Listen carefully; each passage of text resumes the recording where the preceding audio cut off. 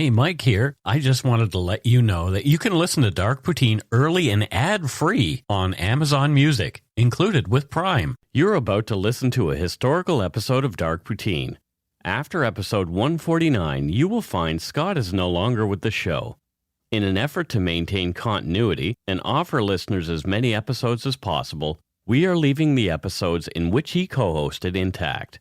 Thank you.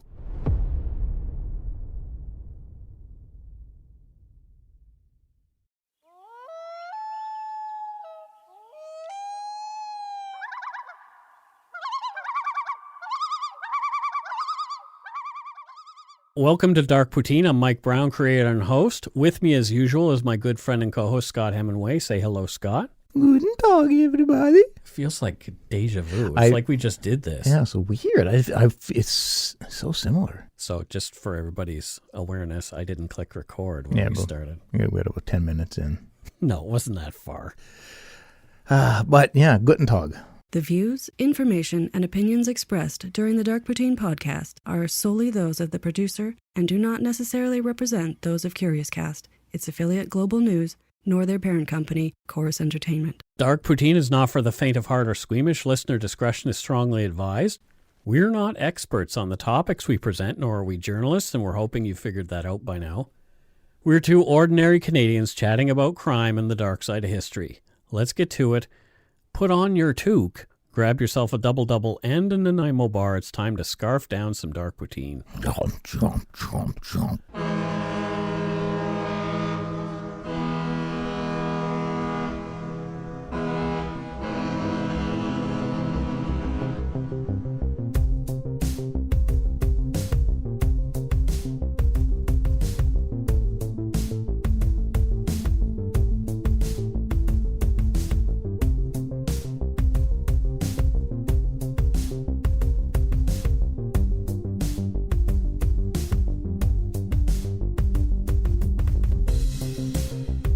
You had poutine for lunch. I bet you that's what you're going to say next. How did you know? Because we did this already. Oh, but you're not incorrect.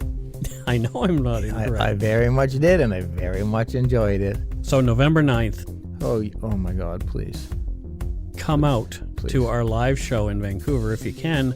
It's at the Rio Theater. You can. At 10 p.m. That's the corner of Commercial and Broadway. Yeah, right. Hey, very convenient for the SkyTrain. A main hub there. You just get off and you cross the street. That's it. And you're there. You will be entertained beyond belief. If you have a funeral to go to or somebody's birthday party, come to our thing instead. My God, 10 p.m. funeral? Jeez. I don't know. know. You certainly want to bail on that. I think it's a trap.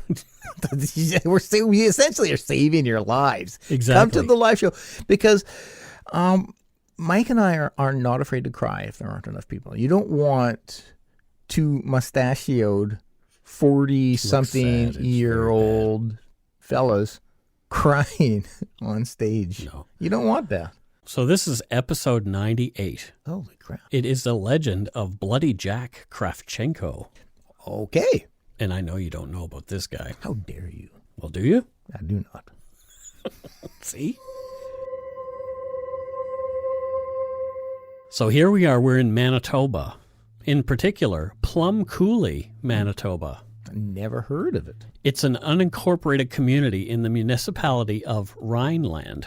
Can we start one? It lies an hour's drive southwest of Winnipeg and less than 20 kilometers west of Altona. And that's the community we talked about in episode 86 where the school shooting happened. Yeah, I recognize that. In 1902, yeah.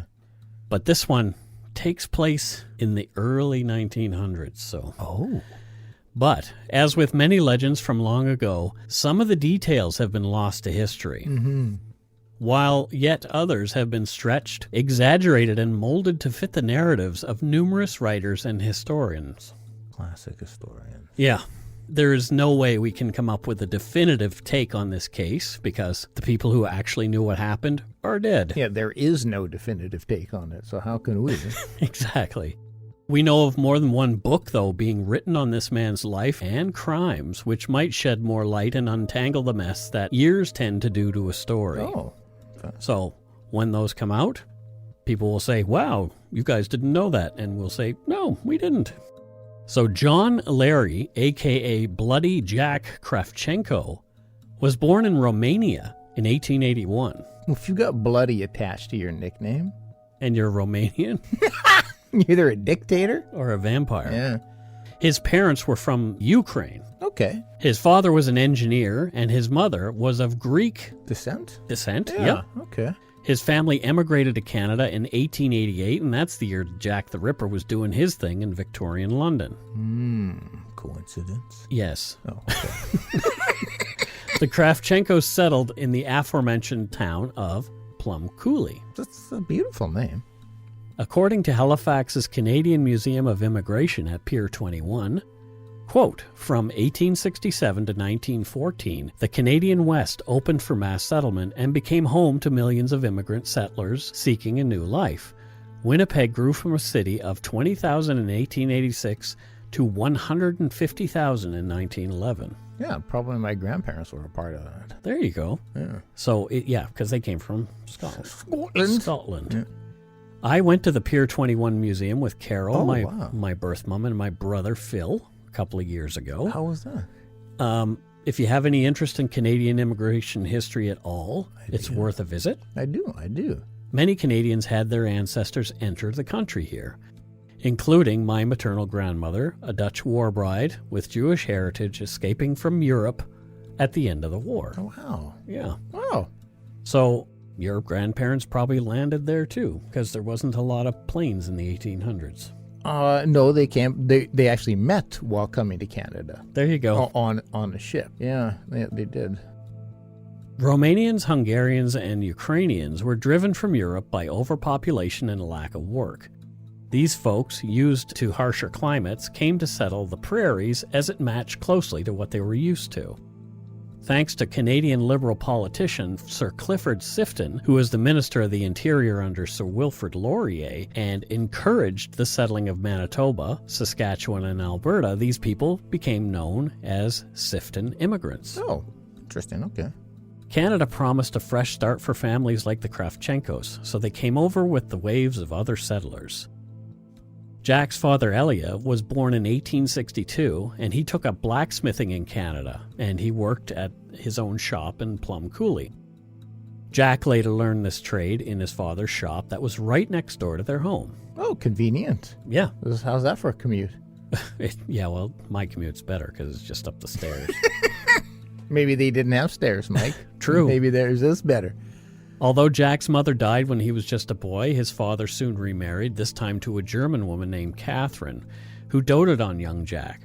Although mother, that's M-U-T-H-E-R, the German mother, sure, was always supportive, she was also known to be reasonably strict with him. She expected him to be a good boy. Okay.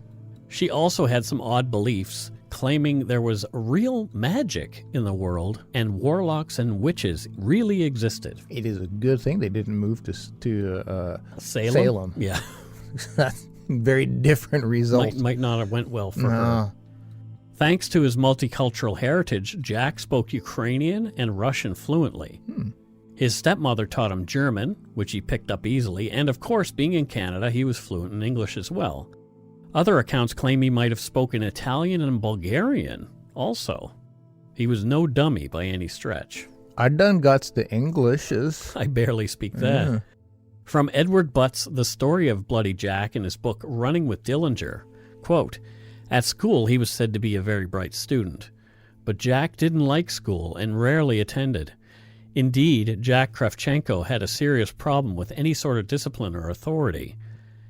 He would not be told what to do. Added to this were a hair-trigger temper and a violent streak that made him a bad man to cross in any way. Ordinarily a friendly and easygoing young man, Krafchenko could suddenly explode in a fit of volcanic rage. We've heard this a lot. Yep. Jack was not a tall man, just 5'6" tall, but his personality, confidence, and charisma made him seem much larger. He was a pretty good-looking guy with piercing blue eyes, dark hair, and heavy eyebrows, a strong jaw, and a cleft chin. Well. Jack started getting into trouble very young. On November 30th, 1892, Winnipeg Daily Tribune reported that 11-year-old Krafchenko was charged with stealing 5 watches from J.S. Barron's store where he was working. Oh, you don't do that. Krafchenko claimed that someone had dropped them, and he was only keeping the watches until he could give them back to Mr. Barron's. That's so very, very kind of him. Yeah, isn't that nice? Yep. I'm gonna be keeping your laptop until you need it. Krafchenko was given a warning by the presiding judge. I mean, he was only 11 after all. Lock him up. In the story about Bloody Jack on Manitoba's Historical Society's website, written by Martin Zelig, Jack's father, quote, always gambled and caroused around a lot. And Krafchenko's own natural mother in Greece had been a noted horse stealer who would go off guised as a man and would come back as a well-dressed woman, leading a small string of horses. John even had an affair with his father's mistress, which caused Papa to, quote, shoot himself right through the foot. Well, damn. I don't know what that is all about. There's a lot to unpack there.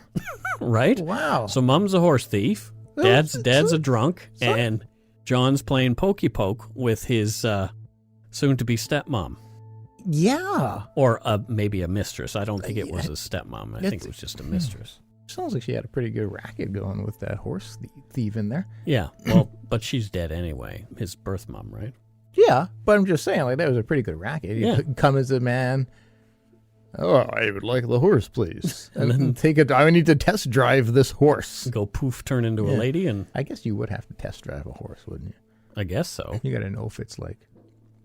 Does it come with all the features that you're looking for? Power windows. This horse has got power windows. It's got Apple CarPlay.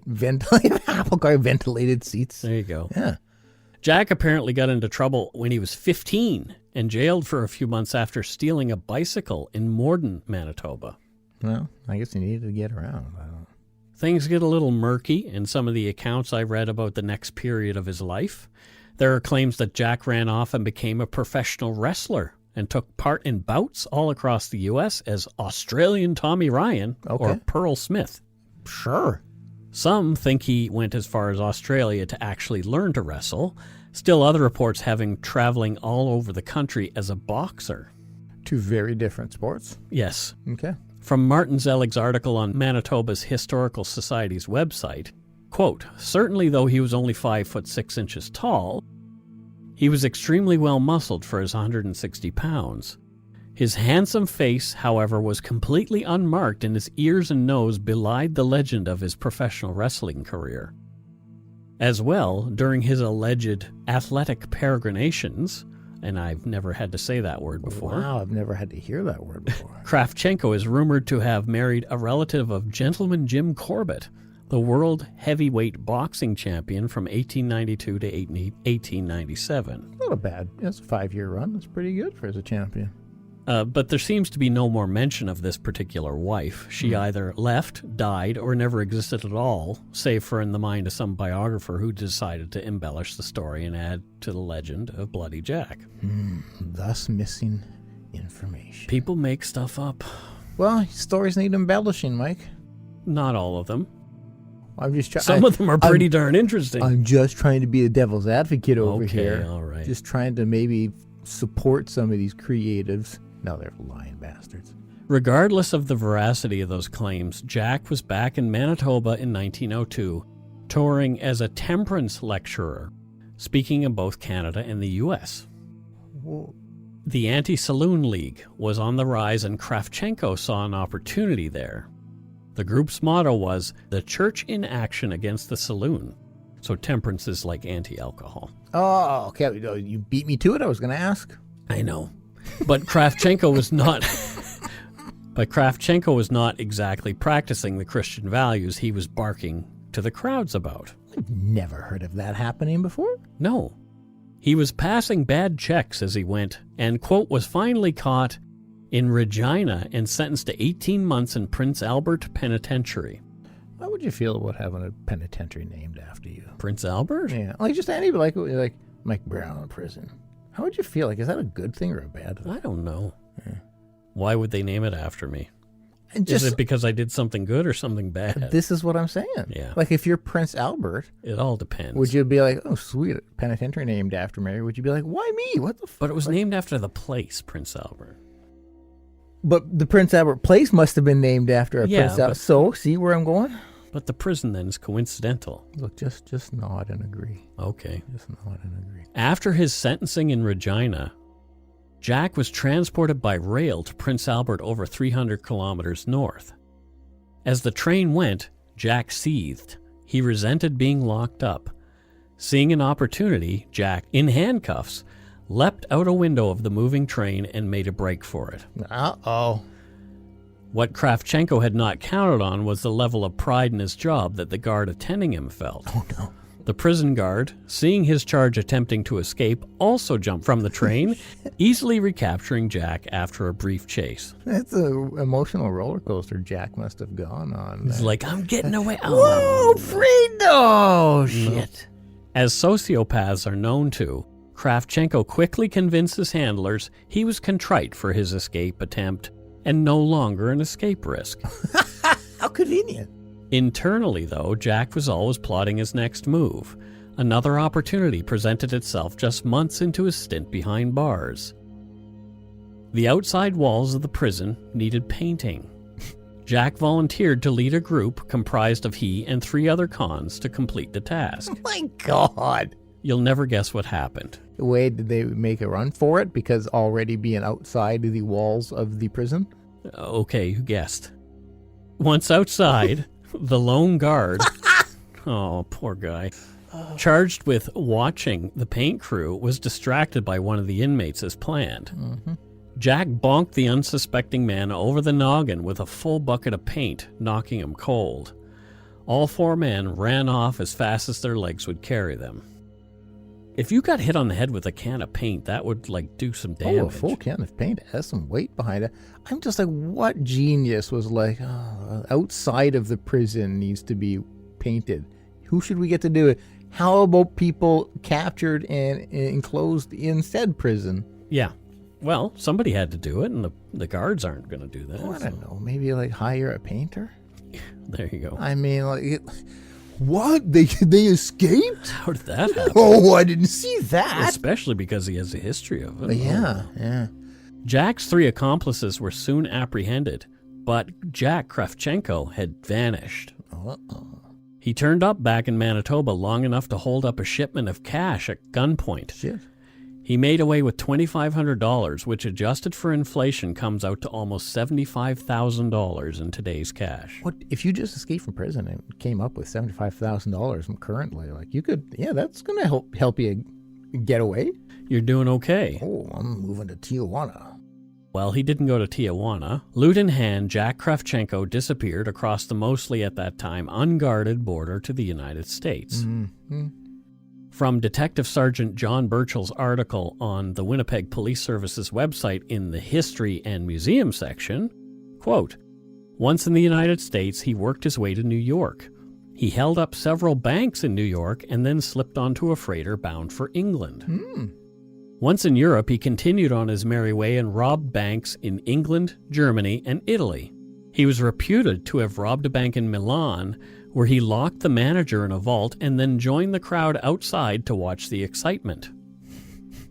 From Italy, he moved to Russia and married there in 1905. And which is actually a very common thing, not moving to Russia and marrying in 1905, but the watching the pandemonium or of a crime that arsonists love to do that.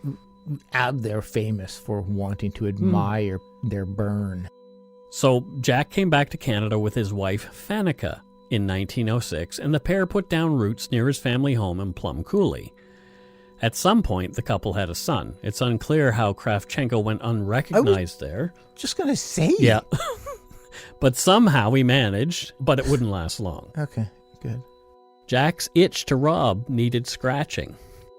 He got a thrill from making off with someone else's dough. He started scoping out another bank. This time, it was a more local bank he hit, the Bank of Hamilton near Winkler, Manitoba. I mean, or just go get a job at Tim Hortons. I mean, maybe there was no such place at the time. Oh, wait a minute. I thought it came with Canada. No. Someone recognized Krafchenko during the heist, and he had to lam it again across the border. More money in hand. He eluded police for another 2 years. My God. He was caught and arrested in Winnipeg in late 1908 and jailed while awaiting sentencing for the $2,500 cash shipment heist he'd pulled in 1906. While in jail, he became involved in another scenario. This time, it was murder. Oh. A Scotsman named Eccles Lennox was found dead in a sleeping car in the CP rail yard in Winnipeg opposite Sutherland Avenue on the morning of November 17, 1906. Why did it have to be a Scotsman? Of all people. Lennox had been dead in there for hours when a railroad worker discovered his corpse. A .32 caliber bulldog-style revolver lay nearby. From the Winnipeg Tribune on November 23, 1908. Quote, when Eccles Lennox was found in the sleeping car, Shuswap, with 2 bullet holes in his head and another in his left breast, it was said by police in a coroner to be a case of suicide. Wow. Although how a man could fire into his own body even the second of 3 shots, either one of which must have been fatal, seemed a mystery. How do you shoot yourself twice in the head? Yeah. And then once in the chest? You don't. Correct. Plain and simply. Somebody else does that for you. Yeah. I mean, if you start with the head, right, you're not making it to the body. No. If you start in the body, you're probably in way too much pain and unable. Right. I mean, perhaps you just shot a hole through your spine. Of course it wasn't suicide. No. Lennox had been on the way back home to Scotland to take the money he'd squirreled away while working in Canada. Oh, shit. He had a train ticket to Montreal and a ticket for a boat back to Scotland. He was also carrying some cash, but it was suspected a large amount of it might be missing, and that might be the motive for his murder. Yeah, I mean, that makes sense. A witness came forward stating he'd seen a large man named Thomas Henry Hicks, a cleaner with the railroad, enter the sleeping car on the night Lennox died. Not only that, he'd enter the car after Hicks and heard the shots and then groaning of Lennox as he lay dying. Okay. Hicks, blood on his hand, most likely from rifling the dead man's pockets, had threatened the witness to keep the shooting a secret. But the witness's conscience got the better of him, and he had to tell the police a few days later. So that's a pretty solid witness. Pretty solid, you would think. You would think, yeah. Another man came forward stating that he was told by Hicks that he was carrying a revolver on the night of the murder, confirming the story of the first witness. I mean, so he's literally has blood on his hands. Literally. And a revolver. Another 3 men were arrested along with Lennox, and now an empty leather purse that had belonged to the dead man was seized and entered into evidence. The eyewitness was taken into protective custody until the trial the next week. Things moved quite a bit faster back then, justice-wise. I think they had a lot less going on. Maybe. He was taken into protective custody because people were trying to kill him. Well, understandable. Yeah. In jail, Krafchenko agreed to testify on behalf of Thomas Henry Hicks. That's right, our guy was going to be the star witness on behalf of the defense. Now just bear with me. I'm bearing. From Detective Sergeant John Burchell's article on the Winnipeg Police Service's website in the History and Museum section, quote, Krafchenko came forward and stated the gun was actually his. While the court could not prove that Krafchenko was the murderer, the charges against Hicks were dismissed since he could not be tied to the gun. No one else was ever charged for Lennox Eccles' murder. Thanks to the testimony of Jack Krafchenko, he walked free. What the hell? So who the hell is this Thomas Henry Hicks then? Nobody related. It's still unknown for sure whether Krafchenko was involved at all, that he was still out and about when the crime occurred. It was most likely just a get-out-of-jail scheme cooked up between 2 dirtbags in the slammer. Yeah. Krafchenko knew the cops couldn't prove he'd snuffed the Scot. He'd be the fall guy and throw a wrench in the case. He relished in sticking it to the cops every chance he could get. Krafchenko was returned to jail and subsequently convicted for robbing the Bank of Hamilton in 1906. for which he was sentenced to Stony Mountain Penitentiary for 3 years. Interesting guy, right? Yeah. So yeah, he gets one murderer off. Yeah, sticking it to the cops. Yep. All right. We will take a break here and come back with more Bloody Jack's story. Bloody Jack.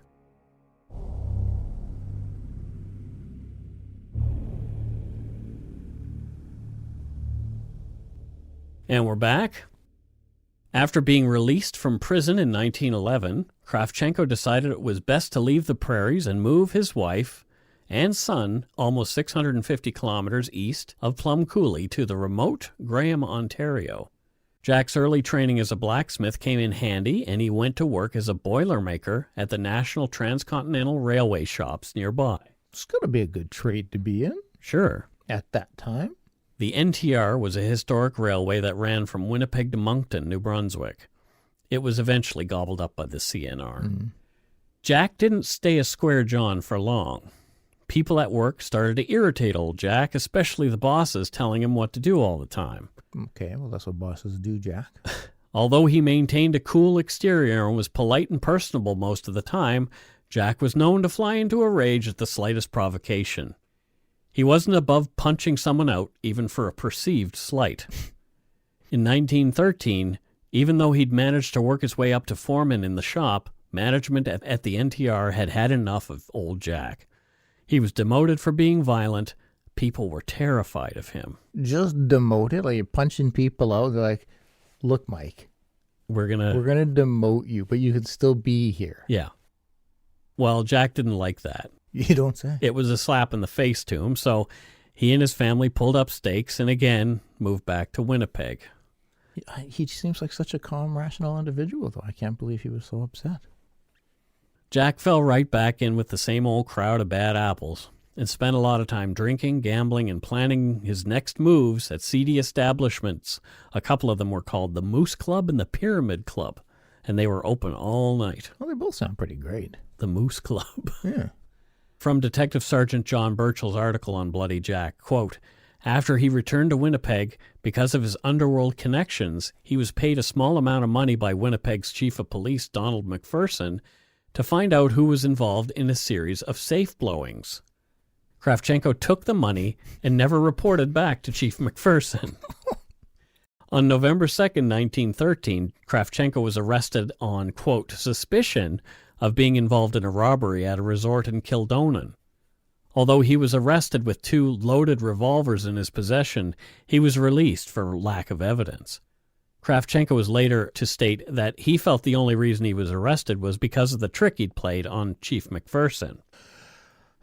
I'm beginning to have a lot of concern about officers of the law in the early 1900s. Yeah. Why? Their decision-making? Their decision-making. I mean, hey, would you like to paint the outside of the prison? Yeah. I mean, Yeah, exactly. Yeah. Jack claimed in a newspaper story that the chief was out to get him and that he'd gone straight. But as there's more to this story, we know that this leopard had not changed his spots. No. When do they ever? Jack's father and stepmother were still in Plum Coulee, and Jack would visit every chance he got. They lived on Main Street between the blacksmith shop and the Plum Coulee jail. The family wouldn't have far to go if Jack was ever picked up for something. I'm sure the irony was not lost on him either. Yeah. He could make his own handcuffs. Yeah. He was also visiting his Mennonite pals there, and some of them were troublemakers. Troublemaking Mennonites, I guess. Scofflaws. Scofflaw. That's one of my favorite words. It was great. During these visits, Jack would pass by the Bank of Montreal branch in the little town, and it would catch his eye every time. Oh, because he would like to go seek employment there? Not sure if he ever entered the bank for any good reason, but you can imagine you can imagine the cringy experience a bank teller would have faced with one of the most notorious criminals in the province. Yeah, shit, eh? I'm here for my money. I'd like to make a withdrawal. Oh my God. No, I mean, I've my account. I would like some money. Jack started to formulate a plan to knock the bank over. Surprise. But as it was so close to home, he'd have to wear a disguise. By this time, everyone in the region knew who he was, especially bank employees. It didn't take him long to figure out that the bank's manager, Henry M. Arnold, was the only employee who stayed at the bank over lunch hours. All the other employees went elsewhere to eat. Arnold was a sitting duck, ripe for plucking. He just needed some firepower. Oh, no. Poor Henry. From Detective Sergeant John Burchell's article on Bloody Jack, on November 18, 1913, Krafchenko went into the Hingston Smith Arms Company in Winnipeg, ordered 6 Winchester rifles, a 9mm Browning automatic, and a 7.65 Luger handgun.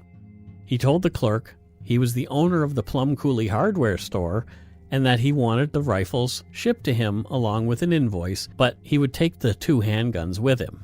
Seems like an excessive amount of weapons. Yeah, well, if you think about it, what was he really doing? He was just stealing 2 handguns. Yes, yeah. Even though you could get the rifles cheap, they ran for about like $12.50 a piece at that time. Again, like the trusting abilities of apparently everybody. You're not going to Google it and find out it's 1908. Maybe you say, or like, 1913. Maybe you say, like, do you have a deed? Can you show us the deed? He'd be dragging his deed around with him? No, because if you're going to apply to try to, if you're going to go and try to make this guy, you would think, can you show us some IDs? There's something. What it sounds like is people were much more trusting of others and look what happens. At that time. They steal your guns. Yeah. And they paint the outside of the prison. And then run away. Jack had initially planned to rob the bank with 3 of his Winnipeg cronies, but on the day that they meant to rob the bank, the manager left at lunch hour and locked up the bank after him, unknowingly thwarting the plan. The others tapped out after the plan fell apart, and Jack was livid. He was embarrassed. Yeah, well, I mean, he was trying to show off. I got this great plan. Maybe his pride had got the better of him. He decided to go it alone. He didn't need those guys. Before he robbed the bank, though, Jack showed up at a local home that some of his pals hung out at and bragged about his plan to rob the bank. He even showed them a map of how he was going to do it. And always a good idea, Mike. Yeah. Always a good idea. I highly recommend all criminals out there. Just talk about the plan. Explain what you're going to do to people who you don't really trust. Yeah, it's highly recommended. On December 3rd, 1913, at 12:30 p.m., Jack made his move.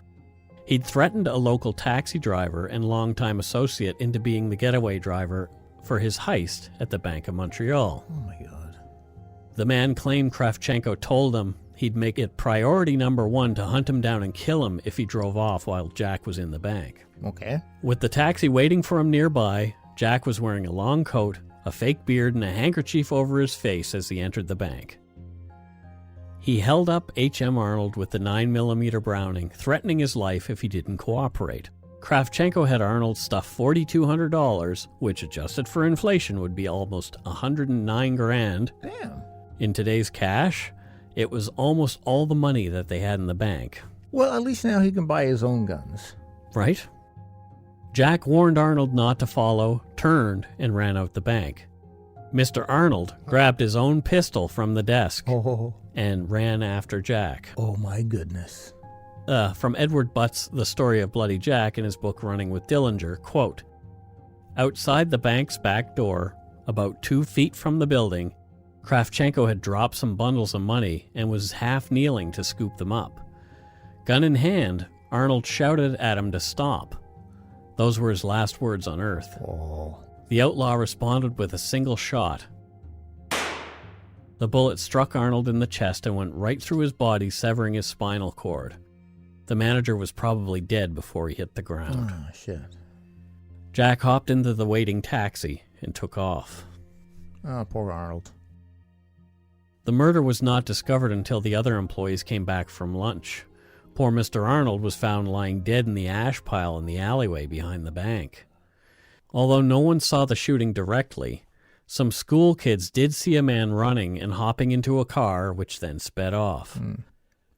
2 of the children gave the same description and described a man who looked a lot like Jack Krafchenko, but could not positively identify the running man. The 3rd kid, named Mary Dorskin, knew Krafchenko and told investigators it was definitely him that she'd seen fleeing. Well, I mean, this place was blocks from his home. Yeah, and it's small. It's very tiny little town. Jack, in the meantime, had been dropped a few miles north of town by his terrified taxi driver friend. He'd threatened him again not to tell police about what had happened. Jack made his way back to Winnipeg after that. Police quickly learned who the taxi driver was, and it was a man named William Dick, after he too was identified by a witness. In fear of his life, the first story he told the cops was that it was 2 men that he'd dropped off outside of town. One was short, in his late 20s, the other heavier, older and taller. He was asked straight up whether the shorter man was Krafchenko, but he lied again, saying only that it could have been him. So he was legit terrified. Yeah. Yeah. Absolutely. I would have been too, wouldn't you? Yeah. Absolutely. I am now. Yeah. Don't drive Uber. The papers the next day shouted out about the murdered bank manager and dangerous fugitive now on the run, Jack Krafchenko. Authorities quickly printed up a wanted poster with a photograph of Krafchenko offering a $1,000 reward for his capture. It's a good chunk back then. Yep. From Martin Zelig's article on Manitoba's Historical Society's website, quote, "In the meantime, Krafchenko had managed to sneak back into Winnipeg, arriving in the early hours of the following morning. He rented a room in a boarding house at 546 William Avenue, where he posed as Dr. Fairchild, a visiting surgeon, later posing as a school teacher from St. John's College named Andrews. Krafchenko moved into a room at 439 College Avenue in Winnipeg's North End. During the next few days, a brazen Krafchenko had some associates hide part of the stolen loot and arranged to send $700 to his wife. He concocted wild plans to escape from the city dressed as a woman and even had one of his pals buy him a complete woman's wardrobe. He dropped in at the Moose Club and was frequently seen in his old haunts on Main Street," end quote. Guy is really brazen. Right? Like he's either doesn't give a shit if he's caught, or he just feels so confident that I'm better than them all. I would think it was probably the latter. Yeah. They won't catch me. They're stupid. Yep. It was his cronies who eventually turned him in. One of the rats was another taxi driver named Benjamin Rolfe, who Jack had given $740 to keep quiet after dropping him off. As the heat was really on to find Krafchenko, Rolfe turned the cash over to police and told them that Jack was at the College Avenue boarding house. Rolfe would later write a 52-page book about Krafchenko. Oh, okay. Yeah. Well, I guess you got to cash in if you can. Yeah, I'd write a book about him. On December 10th, early in the morning, 20 rifle-wielding Winnipeg cops surrounded the home.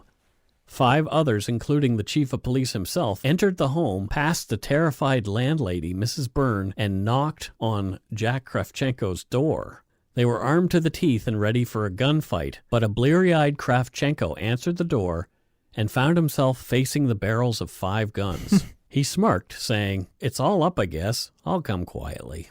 Jack was cuffed and taken off to jail as the rest of the cops turned the house over looking for his loot. Quote, "A total of $1,550 in Bank of Montreal notes were recovered. $810 was found hidden beneath the fence near the front door of the house." The police even took the $5 that Krafchenko had paid to Mrs. Byrne, but she was just glad to have the fugitive out of her house. Yeah, I bet. If you add the $740 turned over by Rolfe, this left $1,100 outstanding.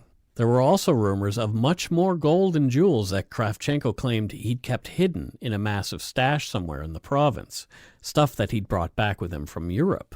I'm skeptical of that because, as we can see from the things we know, he keeps things in close proximity. He doesn't think that he's going to get caught, or he just doesn't give a shit. And so I don't think he seems like the kind of guy who'd be smart enough to go hide things in other locations.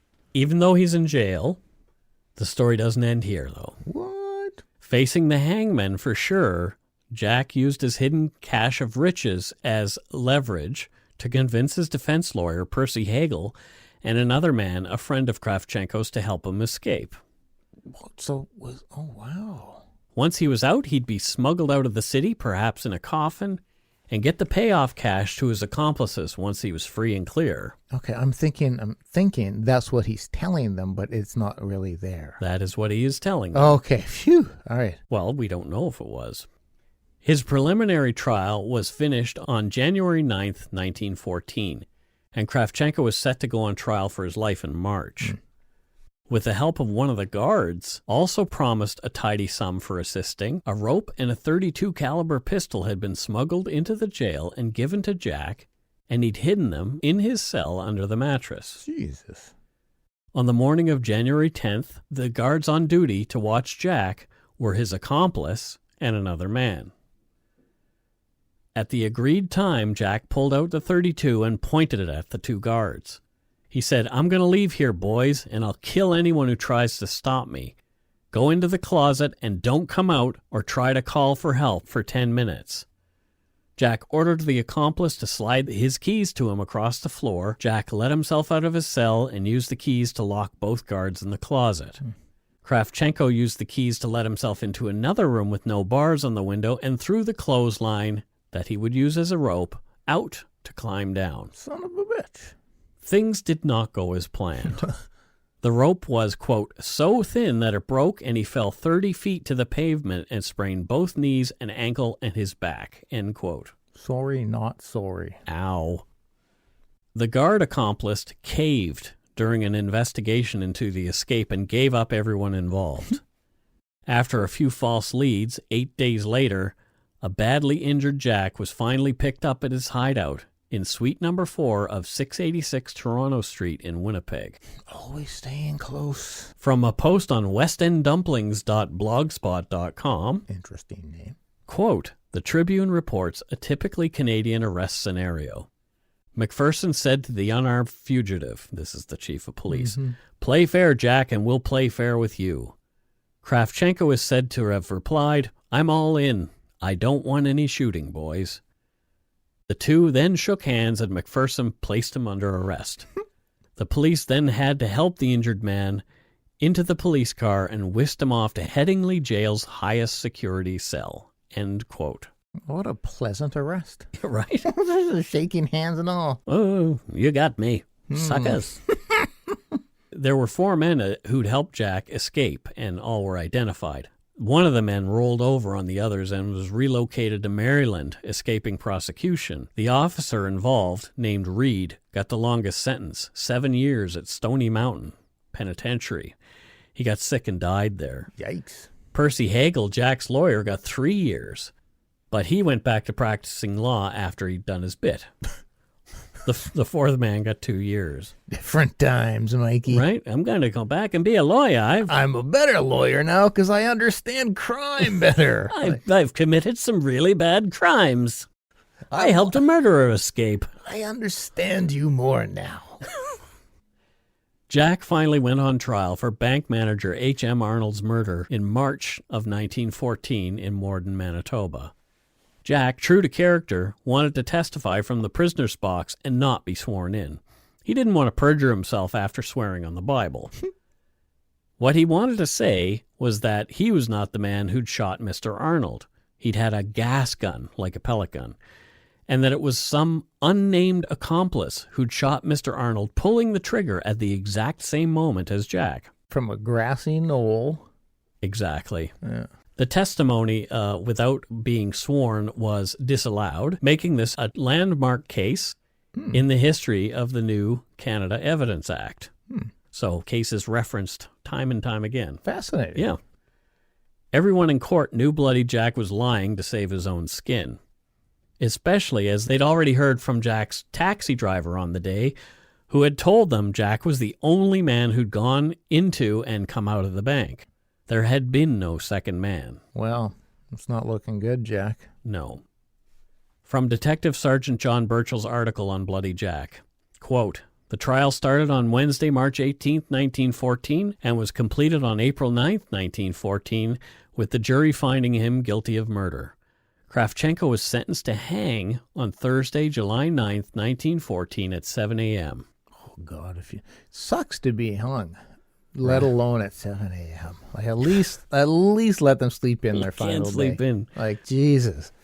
The Winnipeg Tribune reported that Jack picked the lock of his cell with a teaspoon just to prove he could on the night before his hanging. And this was while the local chaplain was there praying with him. My God. Jack had expressed tearful remorse for the murder of the innocent banker and then went to the gallows calm and fearless. He was ready to meet his maker as 2,000 onlookers waited outside the jail to see the black flag make its way up the prison's flagpole, this indicating the end of Bloody Jack. That came at around 7:11 a.m., when the doctor pronounced Krafchenko dead after his body stopped jerking after he'd been hung at the prescribed time. I wonder if that's where the 7-Eleven came up with the name of their stores. I doubt it. Damn.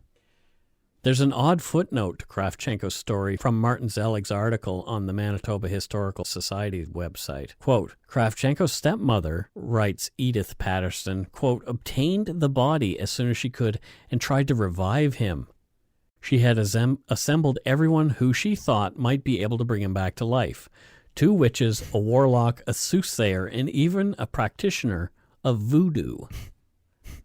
The distraught old woman tried to breathe her own breath into the limp body, alas, without success.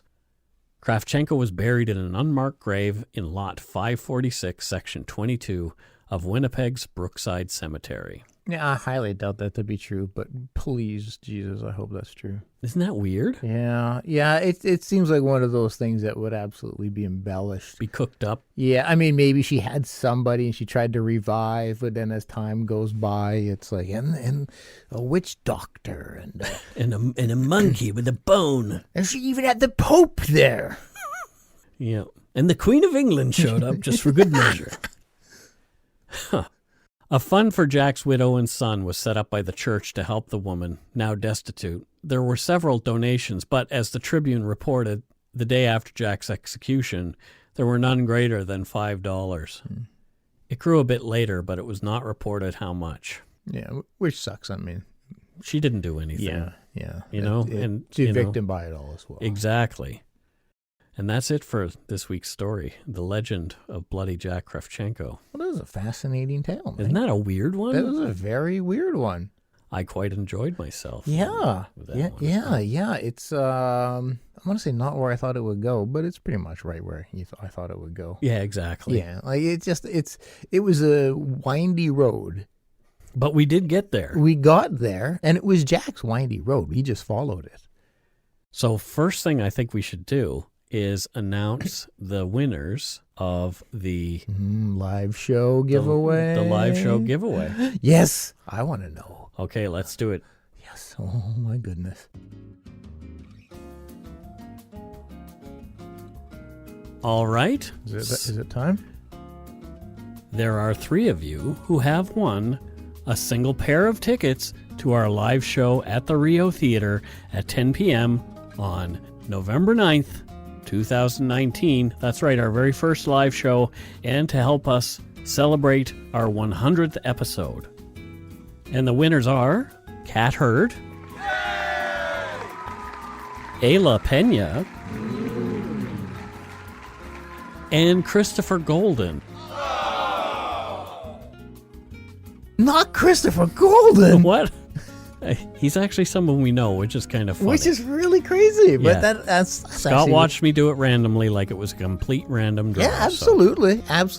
But that'll be really wicked to have Chris there. So congratulations, folks. Yes. And we will see you and a guest. All 3 of you. and guests. And guests. This is going to be a blast. At the Podcast Festival live show at 10 o'clock on November 9th, 2019. At the Rio Theater, downtown Vancouver. So I can at least say I know there's a guaranteed 10 people. Guaranteed. Aside from us. Guaranteed 10 people. Yep. Oh, there are other people I know who are coming now. Okay, well, great. So we're guaranteed probably 20. 20 at least. 20. 20 people. In a 500 seat. Yeah. So So you better come out, Vancouver. If you don't, we're not going to be doing this again. 'Cause we're not going to embarrass ourselves over and over again. Yeah, please. Yeah. Just like we want to be able to do these things. People say, why don't you have a live show? And then it's like, well... Crickets. Crickets because nobody showed up. Tumbleweeds. Yeah. Yeah. Yeah. But people will show up. I'm very confident. It doesn't need to be sold out, but if we can see like solid representation, we'd really be tickled. Of human beings. well, no, send cows. I don't care. No, we don't want cows. Hey, kitties. If they paid for their ticket, I don't care. Yeah. Exactly. Oh boy. So there we go. We're super stoked for you. Yeah, guys. we're looking We forward hope you to are it. too. All right. I guess it's time for Patreon shoutouts now. Yeah, that's what we It's do. like amazing. Yeah. Amazing that people are still coming. New folks every week. Yeah, expecting one day just zero. But, Ash, yeah, well, But so far, you all keep coming and we love you. we appreciate it. So first up is Ashley Winder or Winder from Madisonville, Tennessee. Oh, sweet. Thank you so much, Ashley. Yeah, thanks, Ashley. Tennessee. Yeah. Yeah, I was in Nashville, so I can say I have been to your state. Oh, you went to Nashville. Yeah, for the crime. Oh, that's right. 2 years ago. Yeah, 2 years ago. Yes. Crazy. That's right, yeah. Looks fun. And Milo Moset. Oh boy. And Milo Moset. Mm-hmm. I don't know where Milo is from. You don't. And Why don't you I don't know if Milo is male or female. You never know these things, Mike. It's just like, how is it that I know everybody? How is it that I know everybody, Mike? I don't know. Okay, well, let me give you the lowdown on Milo. Okay. So Milo lives in Europe. Do you want to take a guess maybe where in Europe, Mikey? France. How did you know? That was a great guess. Well, yep, the last name Moset gave it away. Oh, I see. You did some detective work. Yes, Milo lives in France, and what Milo does for a career is you wouldn't think of this to be a solid career in France. Maybe in cheesemaker? Canada. No. She makes curling rocks. I didn't know there were French curlers. Well, there are. Watch the Olympics one day, Mike. There are. Don't you mansplain me. No, I Scotsplained you. But you would think like Canada, where curling is huge, would be like where this would be the hub of rock manufacturing. Yeah. It's not. It's actually France. And the other great thing about it is, they also make the brooms. There? Yes. Yeah, they also make the brooms, but those are two different departments. Milo just makes the rocks. So keep on rocking, as they like to say in the new world. No, you went too far. That's what they like to say in the curling rock industry. Keep on rocking. Well, there you go. It's good hilarity. Fantastic. Yeah. Nelson Baptista, it looks like he is back with us as a patron. Thank you, Nelson. Nelson, thank you. Achingly Polite is a podcast that's done by Clementine Yost. Okay. She emailed me to let me know something that was very interesting to us about one of our last episodes.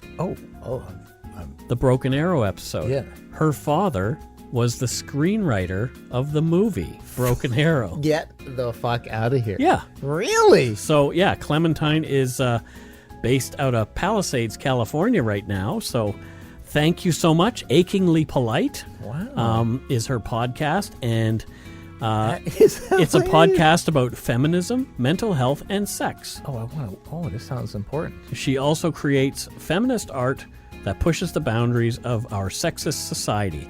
Join me for a wild ride of feminist rants, mental health musings, and sex-positive education. So Achingly Polite is the name of the podcast? Yes. I'm gonna check that out, because those are topics that I'm quite fascinated in and passionate about. So thank you so much, Clementine. Yeah.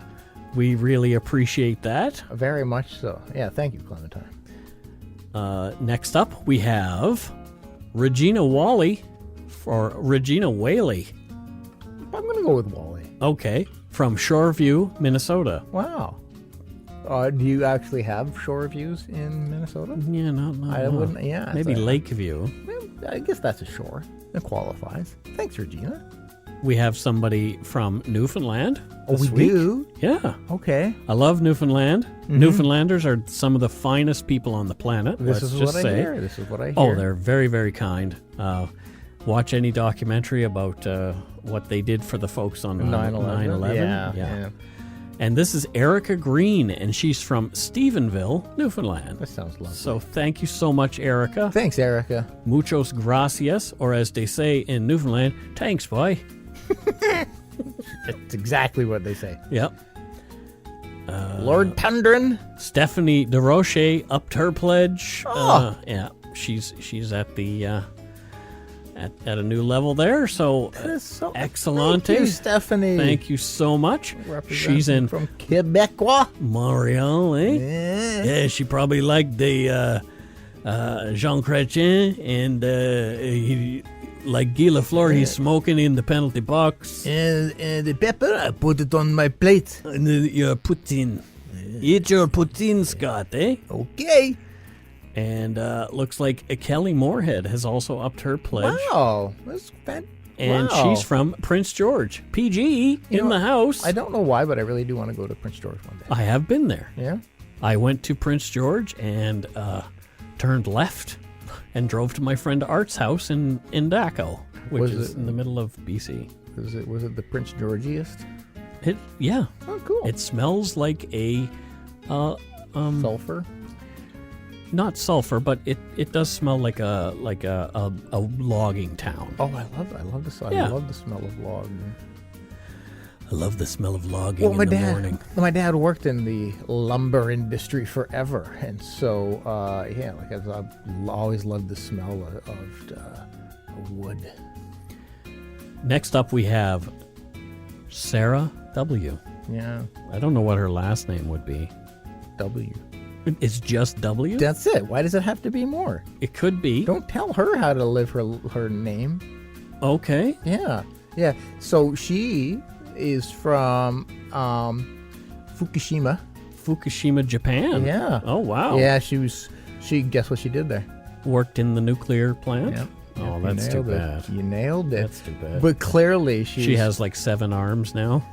4. Oh, only 4. Okay. She doesn't like to be at that. We're not making fun of people who have gotten poisoned by because it's a sensitive nuclear vessels. Her extra arms are something that she's a bit sensitive about, and understandably so. But yeah, she was one of the surviving employees. She was working that day. The wave knocked her over. Fantastic. Yeah. Well, no, I wouldn't say it's fantastic, Mike. But she after Fukushima, the explosion, she moved. There you go. Just a couple blocks away, but still, she's still in the danger area. But yeah, so that's she's a very strong individual, having survived and been through what she's been through, and flourishing with extra arms. Excellent. Yeah. So we have a doctor. Wait, what the hell? Shay Armstrong. Wow. From Dundurn, Saskatchewan. Wow. And Shay sent me an email. Okay. Saying, greetings from Saskatchewan, the province that's easy to draw but hard to spell. Coming with the jokes, are you? And the capital that rhymes with fun. Capital of Saskatchewan is Regina. That's not rhyme with fun. Oh, wait a minute here, Shay. Oh. First off, I want to say I recently became a patron. Definitely worth the money for the podcast that you put out. I have to say, your podcast isn't horrible. Well, that's just high praise. It isn't horrible. It isn't horrible. It isn't horrible. I'll take anything but horrible. And Shay's wondering why patrons don't get ad-free episodes. Well, you did. You do. You'll get a whole other episode. You get the after show. Yeah, without ads. There's no ads in that. Yeah, without ads. But yeah, we don't do the ad-free episode. But we just don't. Yeah. We need money. And okay, I have a special recording of my Aunt Esther and my Uncle Frank that I've recorded at family meals when I need to fill that void of two people who care about each other bickering. But regardless, definitely worth the $5. Also, what is up with the horn at the beginning of every episode? Is that supposed to sound like a hockey game or to end a period? Because it does. No, that is the O Canada Heritage horns here in Vancouver that play at every noon. Yep. At lunchtime, tells everybody downtown when it's time to go for lunch. Yeah, and we worked downtown for damn near a decade or more. Yeah. And so when we were working at the time, you hear it all throughout the city. So yeah, that's what it is. It's because that was right next to where we worked. They would go off to. Anyway, keep up the good work. Also gave a 4-star review because while the Oilers are better, please up it. Please up it to 5 stars because it does actually make a difference. Don't forget to be awesome. Yes, my uncle is Neil, Dr. Shay Armstrong. So thank you very much, Shay. That's awesome. Thank you. Muchos gracias. That is awesome. Yeah, and a doctor at that. A doctor. Wow. And last up for our Patreon shoutouts anyway, we have Oksana Klepsch. Wow, what a name. Oksana Klepsch. Yeah. Well, clearly German, and clearly, because I know for fact. I wouldn't think that was German. Well, no, I know for a fact. I think that's more Eastern European. No, because she is the heiress to the Klipsch speaker manufacturer. Okay. Electronics manufacturer. We make great products, and so she's the heiress to that, probably plotting on murder in the family so she can take over. Well, good for you, Oksana. But yeah, so that's who she is, and I love your speakers. If you feel, are good speakers. No, they make great speakers. If you feel inclined to send us some amps and speakers and headphones and maybe one of all of your products to each of us, that'd be fantastic because we love your family's product. Now, I did make some boo-boos. Classic Mike. Yeah, and that is because I missed some people who e-transferred us some money. Oh. So what'll happen is I'll get an e-transfer. It'll send me an email. Okay. But sometimes the email ends up in the spam folder for some reason. I don't know why. But anyway, Bonnie Gibson, a friend of ours, got in touch with us, and she said, I didn't get a shout-out for my road trip money that I sent you over PayPal was because I didn't call it donut money. I was like, no. So thank you, Bonnie. Well, thanks, Bonnie. Someone else named Kelly sent us some donut money with a message. Happy birthday to you. Oh. Happy birthday to our show, which is actually tonight, the night that we're recording. Yeah, the night we're recording, 2 years. Thanks for the hours of delicious stories and conversation. Oh, well, thank you. Thank you, Kelly. Lisa Blesky said, she sent some money, and she said, you have created a great podcast and an amazing community. Thanks for all you both do. It's more about you guys. The community is we're just very fortunate to have just amazing listeners and supporters. And finally, Tracy Dawn DuPont said, collateral damage was awesome. You two are a great team. Oh, thank you. So we really appreciate that. I really do. Thank you so much. Yeah. We got one person who sent us some donut money this week, and it is Marcin Banach. Oh, what a name. Yeah. Or Marcin Banach. I don't know. Marcin. It's great. One way or another, it's fantastic. One way or another, you made us say your name. Yeah, multiple times. Well, probably only one of those was correct. But it looks like Martin. Oh, maybe it is Martin. This is just whoever you are. So Thank Martin, you. Marcin, or Banach, or Banak, or yeah, we really appreciate it. MB. We're not making fun of your name. It's just because I'm so dumb I can't pronounce it. That's the problem. Well, it's not so much that as we're dumb. Gotcha. We're not you. Achingly polite. Yeah. Don't forget that podcast. Yeah. I can't. Thanks so much to our patrons past and present for your pledges. We really appreciate your support of the show. If you want to help support us, you can do so at patreon.com/darkpoutine, or for a one-time support, you can send us some donut money via PayPal at our email address, darkpoutinepodcast@gmail.com. If you don't already, it would mean a lot to us if you subscribe to the show. You can easily find us on iTunes, iTunes Podcast, Stitcher, TuneIn, Spotify, or wherever you get your on-demand audio. Check out our website, darkpoutine.com, for show notes and other cool stuff. Give us a follow, like, whatever you do on Facebook, Twitter, and Instagram. Just search for Dark Poutine. And most importantly, tell your friends about us. Word of mouth is a powerful thing. What he said. So until next week, don't forget to be a good egg and not a bad apple, and come to the live show. Please, please, please. Goodbye, everybody. Goodbye.